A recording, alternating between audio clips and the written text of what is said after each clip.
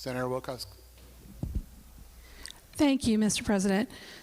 I rise in support of this bill and particularly would like to speak to sections 12 to 14 right now and to present a constitutional issue on the other side. Due process. Due process is the most fundamental constitutional right that we have. In fact, so fundamental, we see it 3 times in the Constitution. Fifth Amendment, the 14th Amendment, and we see protections for due process in the articles of the Constitution itself in the writ of habeas corpus, which is an opportunity to be heard. The right is so fundamental, in fact, it goes all the way back to the Magna Carta in 1215. That due process right includes, at a minimum, an opportunity to be heard. And in our modern context, that also means an obligation to show up to a court for a proceeding to take place and have that proceeding be completed. To disrupt those lawful proceedings by detaining somebody before they are completed, because they are there lawfully appearing, because they're required to appear, and then deporting them before either that civil or criminal proceeding is completed and before their immigration status is even determined, is unethical, unconstitutional, and un-American.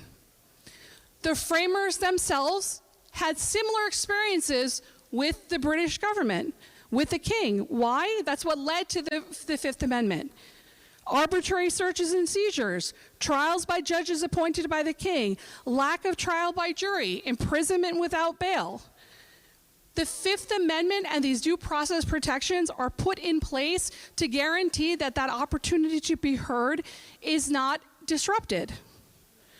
We also have a right as a state to be able to protect and to safeguard our own residents from violations of that fundamental right to due process. And that's our 10th Amendment right, another constitutional right that we have. And what we're seeing today in terms of the deportation, it's not that the deportations are unprecedented. They have been happening for a long time under both Democratic and Republican administrations. We have been cooperating as a state with federal agents, as we should be, for a long time, because again, this is not unprecedented, and we have no ability as a state to interfere with a federal investigation. However, what is unprecedented is the manner in which deportations are happening today. When federal officers are violating state protocols, that's a violation of the 10th Amendment.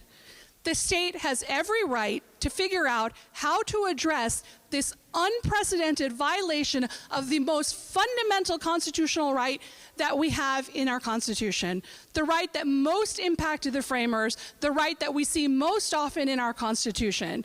We're responding to that unprecedented need now by identifying where people are probably being disrupted, which includes when they show up to a courthouse, parking in the parking lot, walking to the courthouse. That's all part of showing up for a lawful proceeding. That's all part of a due process protection that's being routinely violated. And as a state, we are sovereign authority under the 10th Amendment. We not only are able to, we have an obligation to step up for our citizens and protect our most fundamental constitutional rights. Thank you. Will you remark